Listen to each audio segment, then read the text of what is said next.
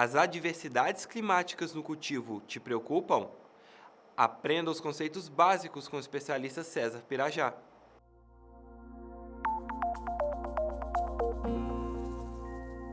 Olá pessoal, vamos falar aqui hoje sobre estresses climáticos nas plantas.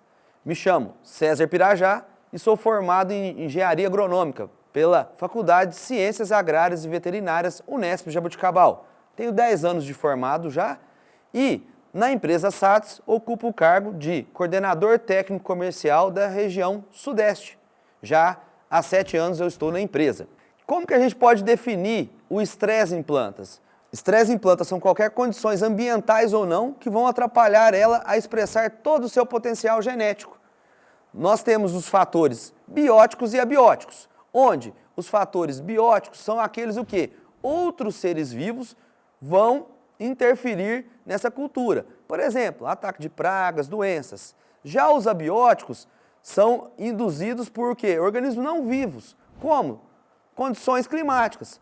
Falta de água, excesso de água, baixas temperaturas, altas temperaturas, salinidade, entre vários outros que nós vamos estar aqui conversando aqui mais para frente, tá bom? Primeiro ponto que eu queria chamar a atenção, vamos dar um exemplo aqui de uma planta, de um HF, que seria o alface. A gente tem o chip burn. O que seria esse chip burn?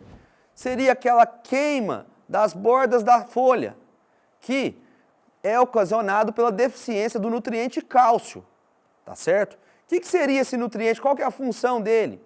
Ele está muito relacionado à formação o quê? De parede celular. Então, como a planta do alface é uma planta que cresce muito rápido, tem uma divisão celular muito rápida, às vezes acontece essa deficiência desse nutriente e a queima das bordas da folha. Porém, a gente tem que estar atento que isso pode acontecer não simplesmente porque está com uma deficiência desse nutriente. Pode ser que nós temos esse nutriente presente, porém algumas condições impedem a absorção dele. Por exemplo, altas temperaturas, baixa umidade relativa do ar, isso tudo interfere o quê? Na absorção desse cálcio. Então a gente tem que estar atento, cuidando de toda a planta, todo o sistema, tá? Para a gente não ter a falta desse nutriente lá na frente.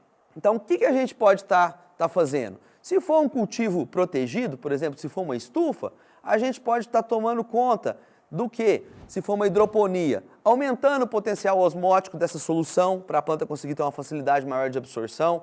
A gente pode estar colocando o quê? Sombrites, certo? Para deixar um conforto térmico mais adequado para essa cultura.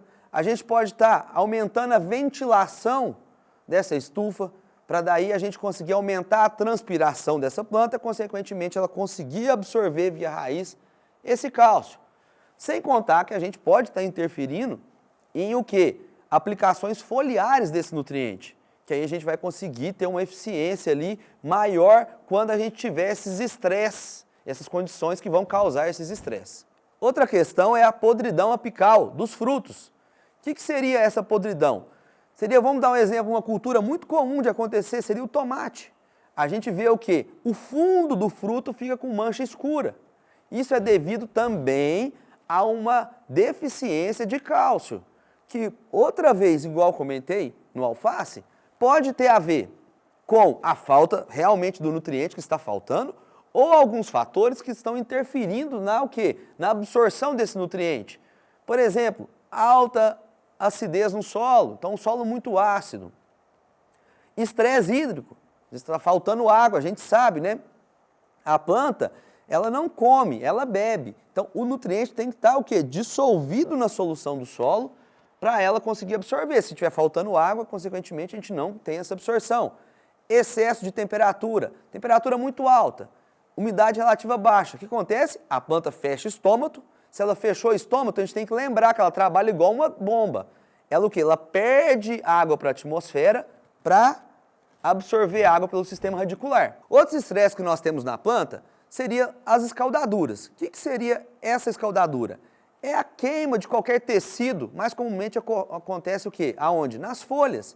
Por excesso de temperatura, excesso de incidência solar naquela parte da planta. Onde que a gente pode o quê?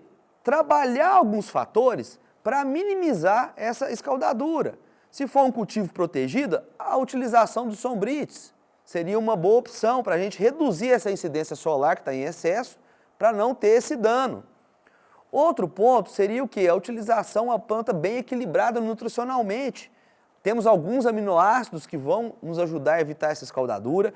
Manganês é fundamental para a gente conseguir também ter uma planta mais resistente à escaldadura. Por quê?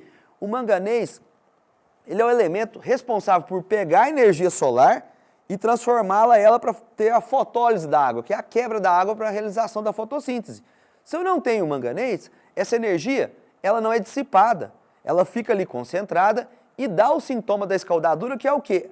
É a queima do tecido. A folha fica queimada, o fruto, o caule e assim por diante.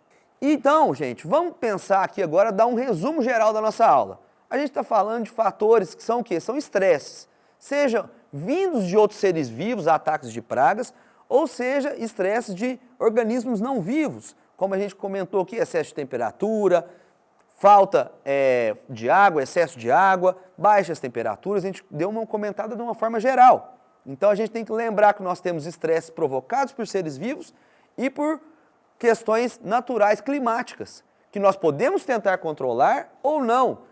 O importante é saber, sempre dá para ter uma estratégia inteligente, utilizando fisiologia de planta, nutrição, comumente ali junto com as práticas ali do agricultor no campo.